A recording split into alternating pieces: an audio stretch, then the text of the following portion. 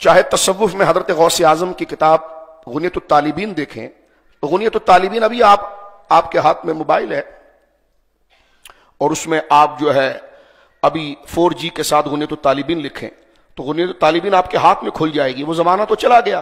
غوث اعظم کے شہزادے آج الحمدللہ رانی پور شریف سے تشریف لائے ہیں، اور رانی پور شریف میں جیلانی سادات کی سب سے بڑی درگاہ کے ہمارے بزرگ بھائی سید السادات سید عاصم شاہ صاحب جیلانی دامت برکاتہم العالیہ رانی پور سکھر سے آپ تشریف لائے ہیں.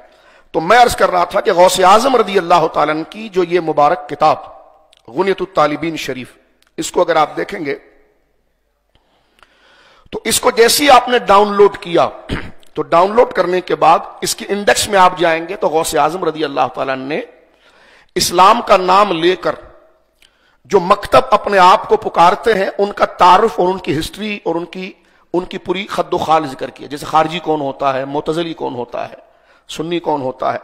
تو جہاں غوث اعظم نے یہ باب باندھا ہے نا کہ شیعہ، تو وہاں غوث اعظم لکھتے ہیں کہ شیعہ وہ ہے جو حضرت علی کو تمام صحابہ پر فضیلت دیتا ہے. بات ہوگی، یعنی یہ عقیدہ شیعہ کا ہے. اور اہل سنت کا کیا عقیدہ ہے کہ وہ تمام امت میں بعد انبیاء حضرت ابوبکر کو فضیلت دیتا ہے. تو گویا کہ ریڈ لائن کھنچ گئی ہے، عقیدے اس طرف واضح ہو چکے ہیں. تو لہٰذا اس میں خود کو اہل سنت کہلا کر وہ عقیدہ ایڈاپٹ نہیں کرنا چاہیے جو اہل سنت کا نہیں ہے. جس طرح شیعہ کبھی بھی وہ عقیدہ نہیں لے گا کہ جو اہل سنت کا ہے. تو اہل سنت کے جعلی پیروں کو ایسی کیا حاجت پڑ گئی ہے کہ وہ خود کو سنی کہلائیں، قادری کہلائیں، چشتی کہلائیں، پھر بات وہ کریں جو رافضیوں کی ہے، شیعہ کی ہے.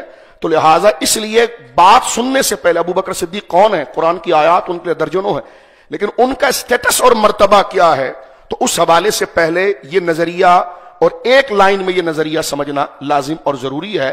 کوئی کہہ رہا ہے کہاں لکھا ہوا کہاں، میں نے کہا پہلے عقیدہ سن لو، جب دلائل چلیں گے تو خود ثابت ہو جائے گا. آنکھ والا تیری جوبن کا تماشا دیکھے، دیدہ کور کو کیا نظر آئے کیا دیکھے. تو ہم اپنا ایک مقدمہ پیش کر رہے ہیں، اور نہ یہ کوئی فرقہ واریت ہے. مکاتب کو کسی شیعہ سے پوچھو آپ کے نزدیک انبیاء کے بعد کون افضل ہے، وہ کہے گا حضرت علی. تو یہ عقیدہ شیعہ کا ہے.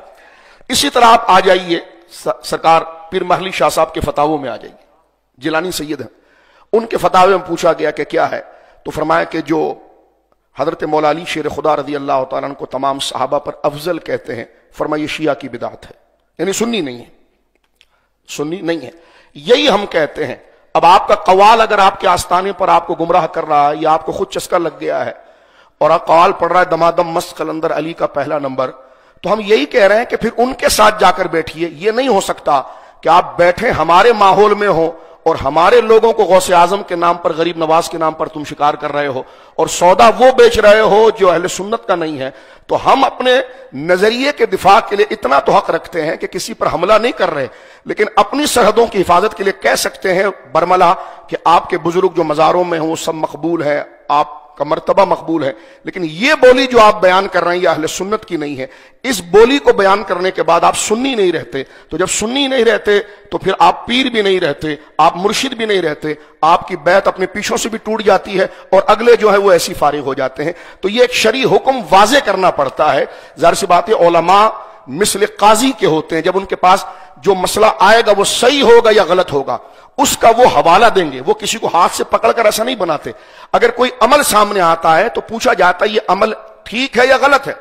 تو لہٰذا یہ عمل جو ہے کہ جو ہمارے ماحول کے اندر لایا جا رہا ہے، اور بالخصوص اس حوالے سے کہ جناب جو ہے وہ حضرت ابوبکر صدیق رضی اللہ تعالیٰ سیاست میں پہلے ہیں اور حضرت علی مرتضیٰ شیر خدا رضی اللہ تعالیٰ عنہ جو ہے وہ روحانیت میں پہلے ہیں، یہ اہل سنت کا عقیدہ نہیں ہے.